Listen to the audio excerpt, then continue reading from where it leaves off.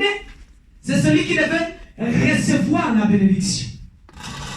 Et il prend les cadets, il les met dans la main gauche. Ok. Et au moment de la bénédiction, Jacob change. Il prend la main droite, il donne au cadet la bénédiction. Et en fait, la droite, pourquoi la bénédiction s'est trouvée dans la main droite? Parce qu'on dit que l'Ancien Testament, nombre de choses qui devaient s'accomplir dans la personne de Jésus-Christ. Dans l'Ancienne Alliance, lorsque le Père bénissait, il imposait la main droite. Qui dit que la main gauche était le symbole de non-bénédiction, pour ne pas dire malédiction. Mais pourquoi la droite?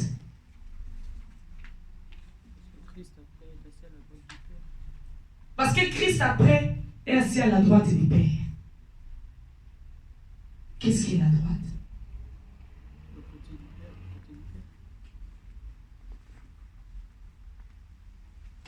Qu'est-ce qui est la droite? C'est la gloire.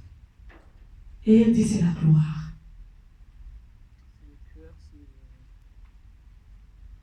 On voit l'autorité qui est là. Dieu dit au travers de David, il a dit assis-toi à ma droite jusqu'à ce que tes ennemis t'en marchent à pied. C'est-à-dire, il y a une autorité qui est là. Les rois portent le sceptre que par la main droite. C'est qu'il y a une autorité qui est là. D'accord. La droite est le symbole de l'autorité. Lorsque Jacob prenait sa main droite pour imposer à Ephraïm, il lui transmettait l'autorité.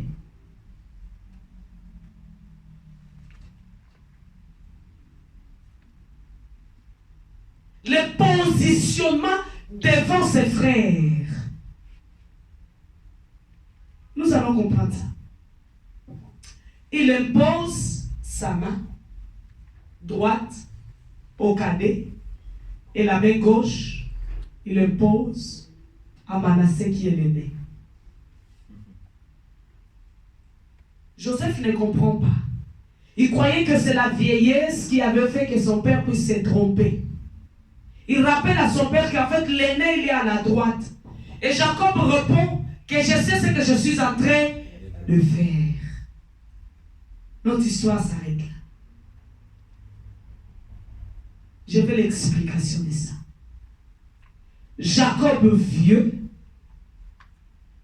Joseph, son fils, amène ses deux fils. Et dans sa vieillesse, il bénit les cadets et non pas l'aîné. Je vous laisse l'explication. C'est la même chose qui s'est produite entre Jacob et comment ça s'appelle? Ésaü.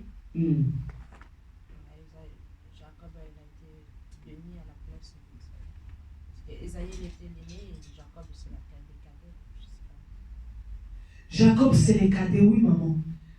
C'est la même histoire. Mais dans un cas c'était volontaire, dans l'autre cas ça n'était pas. Dans l'autre cas, c'était la préscience de Dieu. Et dans l'autre cas, c'était le prophétique.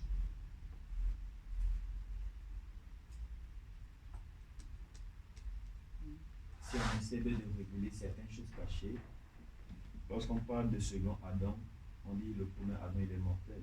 Quand on rentre dans la prophétie, c'est qu'Éphraïm, selon le regard de Jacob, il préfigure la venue de Jésus.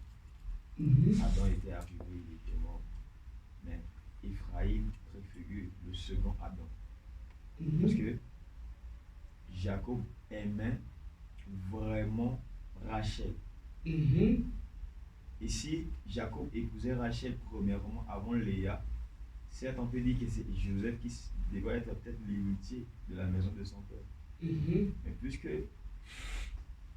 Dieu n'a pas accordé à Rachel de mettre très vite au monde, et Dieu a bien voulu dire que si Joseph restait dans la maison de son père, il n'allait pas hériter.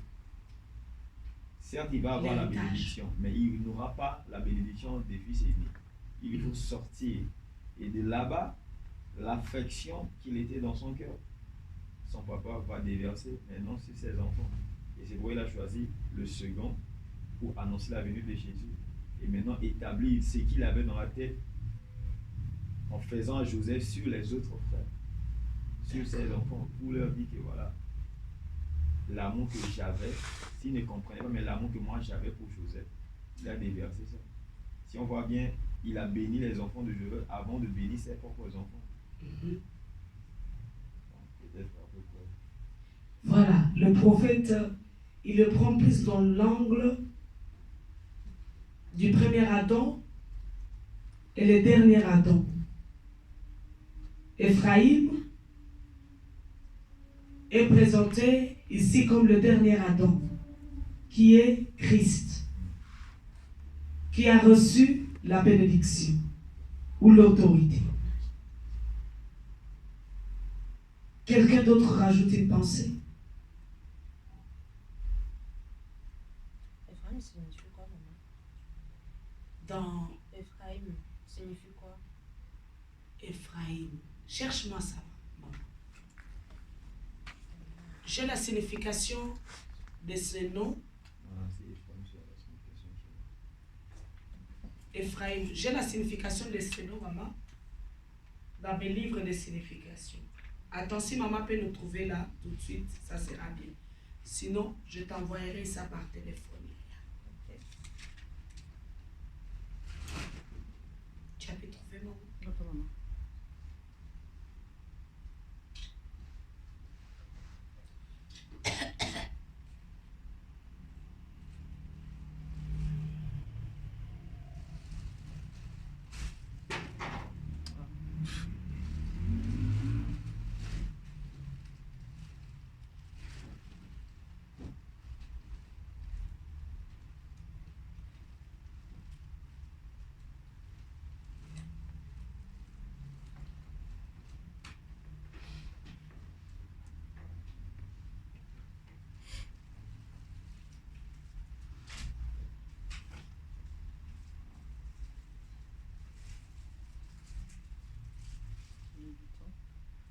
Deux pharaons. Papa, t'as trouvé? Ephraïm, Oui. deux pharaons. Et une personne qui est près du désert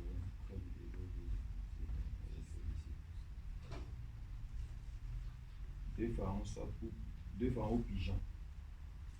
Je l'ai trouvé ici. Ephraïm, deux pharaons. Deux pharaons. Deux pharaons. Pharaons. Et à la fin ici, ils ont résumé dans le dictionnaire, dans le petit dictionnaire, pigeon. Pigeon. C'est qui vole. Mais d'accord, on garde cette idée et je vais aller vérifier. D'accord, je te ferai suite. Pigeon, hein, papa, c'est ça? Je vais voir ce que les significations dans le livre biblique me donne. Rappelle-moi quand je vais oublier de t'envoyer. Voilà. On revient dans ce que le prophète a dit. Lui, il considère Ephraïm comme le dernier Adam. J'entends notre réflexion. Je veux que vous puissiez avoir déjà une notion avant que vous puissiez aller travailler au maximum à la maison pour que la semaine prochaine, nous puissions partager au cas où nous n'avons pas un autre programme.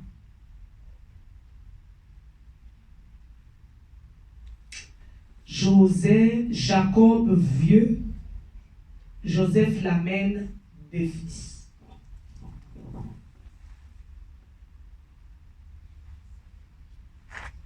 On y va. Pardon. Jacob vient. Il ne pouvait pas venir pendant qu'il avait toutes ses forces. Éphraïm, doublement fécond. Doublement Fécond. fécond. D'accord. Ça donne des interprétations à signification. Doublement fécond et colombe. Doublement fécond. Je crois que Jacob répète quelque part, cela, il sera doublement fécond. D'accord. Yadia, tu notes ça, je t'envoyerai la confirmation. D'accord. On y va, Maï. Donnez-moi sens un peu à cette histoire. Pardon. Et si... Pas si. Non. On pourrait peut-être voir aussi... Dans quel sens? On pourrait peut-être voir aussi la venue de Jean-Baptiste et de Jésus. Jésus est arrivé après Jean-Baptiste, mais c'est lui qui a été intronisé. D'accord. Jean-Baptiste étant le précurseur de Jésus, je sais pas. Non, c'est comme si une brebis est là, il a besoin d'être exhorté par rapport à ce passage.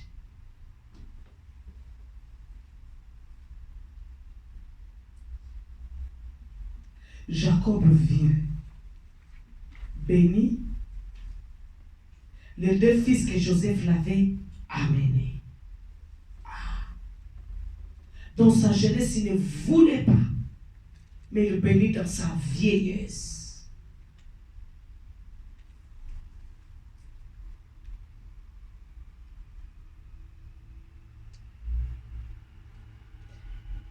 La jeunesse représente la vigueur, la force, les lions.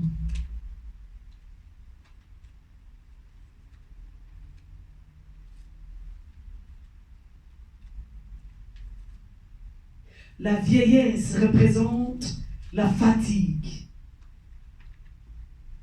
la douceur,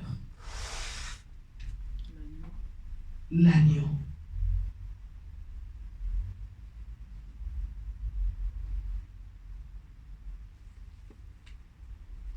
L'amour de Christ. Il ne pouvait pas bénir lorsqu'il était lion, mais il a béni lorsqu'il est devenu agneau.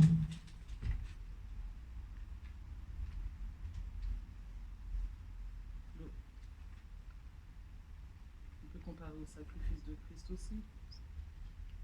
C'est sa mort qui a apporté La bénédiction. sa bénédiction. Bon. Je vais m'arrêter là. On va développer bien. Je dis que la jeunesse, c'est le lion, la force, l'énergie, la détermination de dévorer sa proie. Mais la vieillesse, la douceur, la lenteur, la patience, c'est l'agneau. Samson dit, de ce qui est fort est sorti ce qui est doux. Et du doux est donné le miel, a donné le miel. Du Dieu redoutable est sorti Christ. Du Dieu redoutable est sorti Christ.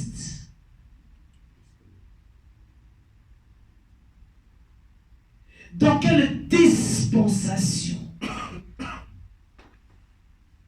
Dans quelle dispensation a accepté de bénir les cadets et non pas l'aîné? La grâce. Dans la dispensation de la grâce.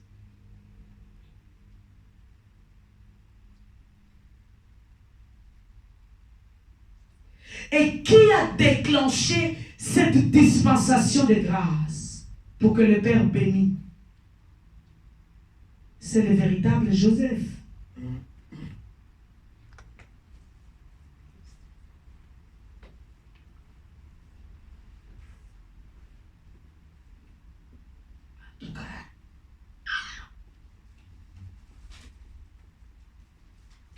C'est facile. Facile, très facile même. J'ai pris le plus facile qui existe.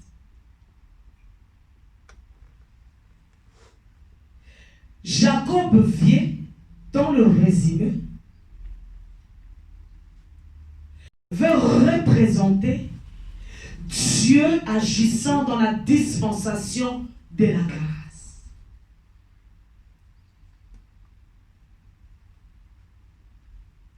Et qui est celui qui a activé la dispensation de la grâce? C'est Christ.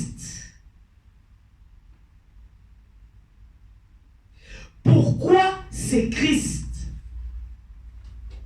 Parce que c'est lui qui avait monté à la croix et faire les mouvements que Jacob avait fait. Quel mouvement? Changement d'endroit de bénédiction.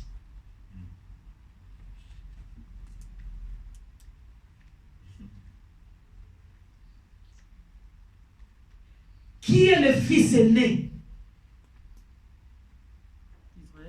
Israël. Qui a été choisi, censé recevoir l'autorité, la première place. C'est lui qui est venu après les nations. La première déclaration de Jésus: je suis venu pour le brebis perdu de la maison d'Israël. C'est-à-dire, je suis venu récupérer mes frères, l'aîné.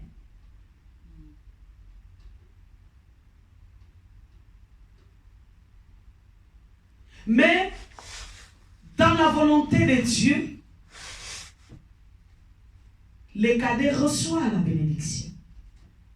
L'Église est placée dans la place, dans la droite du Père.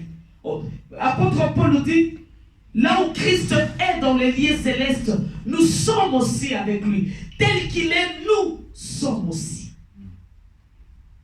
Qu'il l'Église, pas Israël aujourd'hui. Mais la bénédiction initiale était pour Israël. La simple histoire. Tout simple. C'est de là que j'insiste que, en fait, quand je parle de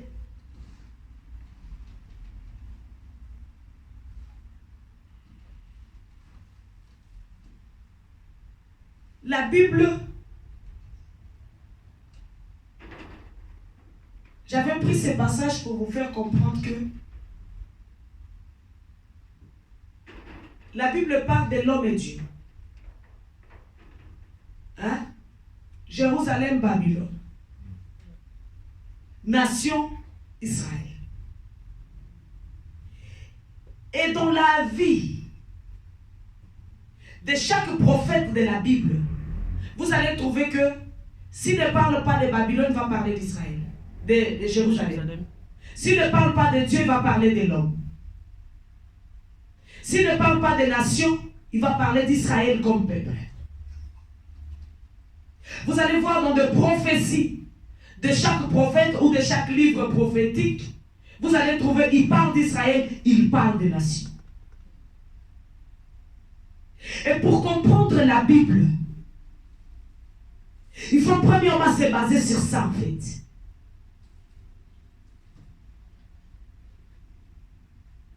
Lorsque tu trouves par exemple, viens à Béni, pourquoi pas quand il était jeune? Essaye de lire maintenant qui est un jeune et qui est un vieux.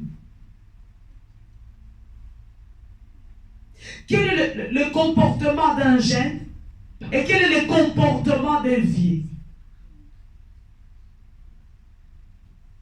C'est pour ça que je vous ai amené dans Ecclésiaste pour vous dire qu'un jeune, Dieu prend beaucoup en compte ce qu'il le fait, parce qu'il le fait dans toute sa conscience. Mais un vieux agit prophétiquement s'il était en relation avec Dieu. Voilà pourquoi je vous ai dit l'histoire de Jacob et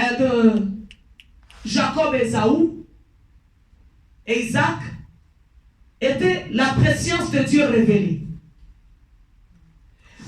Mais Jacob, Joseph et ses fils, tout de suite en lisant ce passage, tu trouves un langage prophétique. Dès que tu comprends ça, tu sentiras que la Bible devient compréhensible dans ton esprit. En fait, c'est de ça que je voulais vous faire comprendre aujourd'hui. Amen. Pourquoi j'ai constaté, maman, j'ai constaté, prophète, que plusieurs messagers ont du mal à faire le lien entre l'ancienne et la nouvelle alliance. J'avais dit ça, maman, aux serviteurs de Dieu à Paris. J'ai dit, nous faisons partie de la nouvelle alliance. Tout à fait d'accord avec à 100%. Mais n'oublions pas que Dieu dit, j'ai fait sortir Israël en les transportant par les deux ailes de l'aigle. L'ancienne alliance et la nouvelle alliance. D'ailleurs, Jésus dit, je ne suis pas venu abolir. Et maudit celui qui retranche iota de ses livres.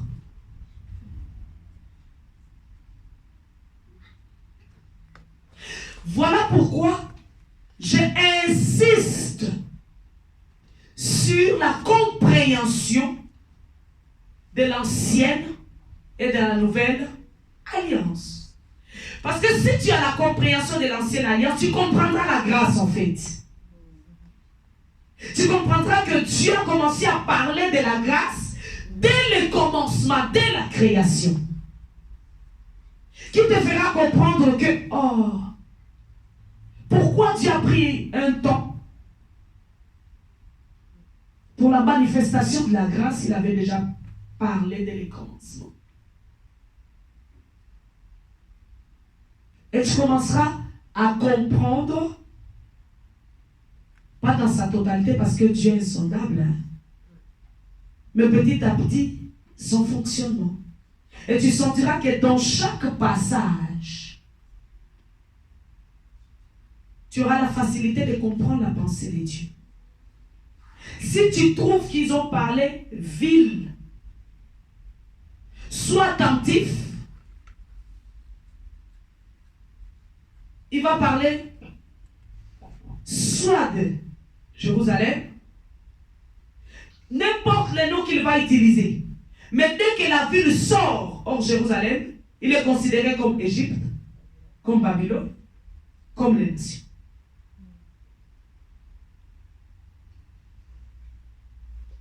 Dans l'ancienne alliance, lorsqu'il va dire la ville du roi, par exemple, tu comprendras que c'est de Jérusalem qu'il parle. Il va dire par exemple la ville de Dagon. Tu vas comprendre nation. Qu'il utilise Égypte, Babylone. Et quand il parlera par exemple de Babylone, il va parler les nations dans une dispensation.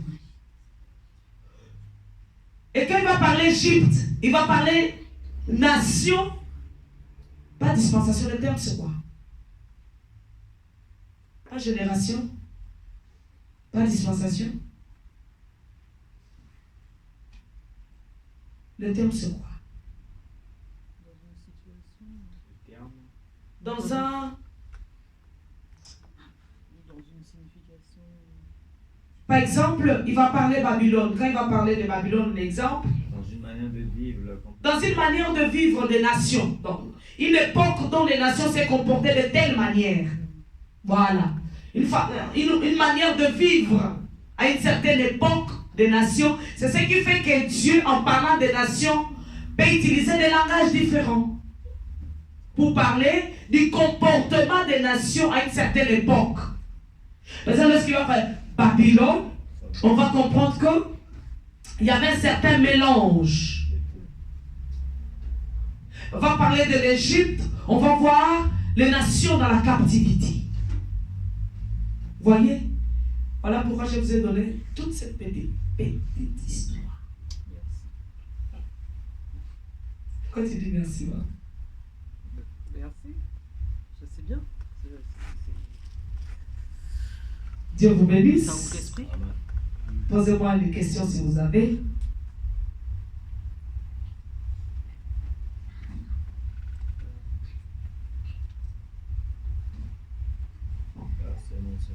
De la méditation, compréhension. Posez-moi un passage simple, mais qui a résumé presque toute la Bible. À parler de Dieu dans la première dispensation, deuxième dispensation, à parler de Christ, à parler d'Israël, à parler des nations. Mais dans une histoire simple.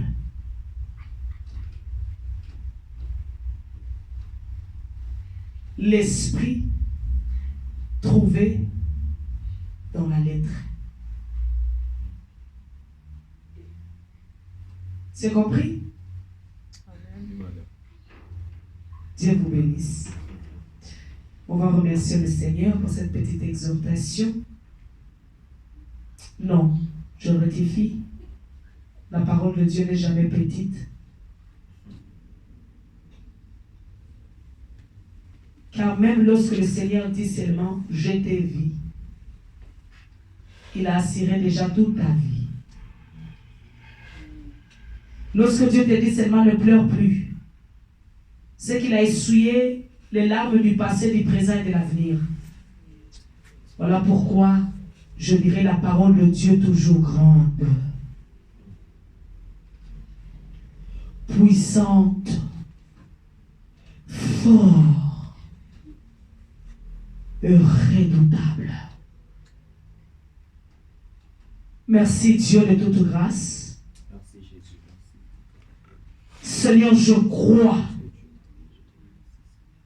que cette exhortation permettra que prochainement, lorsque nous allons lire ta parole, que nous puissions avoir l'incompréhension, la compréhension, l'esprit ouvert, et que nous arrivons à saisir ton langage dans l'écriture. Amen. Saisir ton langage dans l'écriture. Ne nous cache pas la vérité, Seigneur. Tu es toi-même la vérité.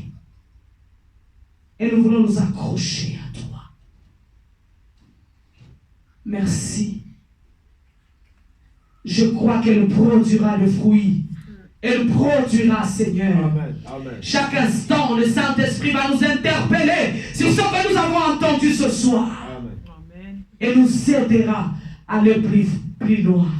Amen. Pour la gloire de ton nom, Seigneur. Béni soit ton nom de maintenant à jamais. Amen. Amen. Au nom puissant de Christ Jésus. Amen. Que nous avons ainsi prié. Amen. Amen. Amen, amen, amen. Amen. Que Dieu vous bénisse, acclamons pour le Seigneur. Que le Seigneur vous bénisse. Amen. Saluons-nous les uns les autres.